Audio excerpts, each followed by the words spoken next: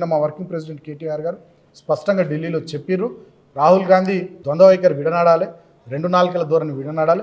హర్యానాలో వీళ్ళు ఎమ్మెల్యేలను బీజేపీ వాళ్ళు తీసుకుంటే అక్కడ దాని మీద పోరాటం చేస్తారు. మణిపూర్లో వీళ్ళు ఎమ్మెల్యేలను బీజేపీ వాళ్ళు తీసుకుంటే అక్కడ పోరాటం చేస్తారు.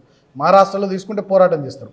ఇక్కడనేమో బీఆర్ఎస్ ఎమ్మెల్యేలను తీసుకోవడం కరెక్ట్ అనే ధోరణితో రాహుల్ గాంధీ వ్యవహారం చేస్తున్నటువంటి తీరును నిన్న జాతీయ స్థాయిలో కేటీఆర్ గారు ఖండించడం జరిగింది. డెఫినెట్గా దీని విషయంలో మేము సీరియస్గా పోరాడతాం. ఈ బీఆర్ఎస్ పార్టీ వ్యక్తులతో కాదండి, ఇది ఒక పార్టీ, పెద్ద సంస్థ. నేను అదే చెప్తున్నా, ఒక ఉద్యమ పార్టీ, ఒక ప్రాంతీయ పార్టీని ఇంత బలంగా నిర్మించిన కేసీఆర్ వలసలను ఎందుకు ఆపలేకపోతున్నాడు? ఈ వలసల్ని యువన్ బుర్రలో ఏముందో మనకెట్లా తెలుస్తుంది? సో ఇవాళ కేసీఆర్ గారు పెద్ద ఎత్తున 2001లో పార్టీని ప్రారంభించి ఇవాళ వరకు సుమారు 25 సంవత్సరాలు పార్టీని బ్రహ్మాండంగా నడిపించిండు.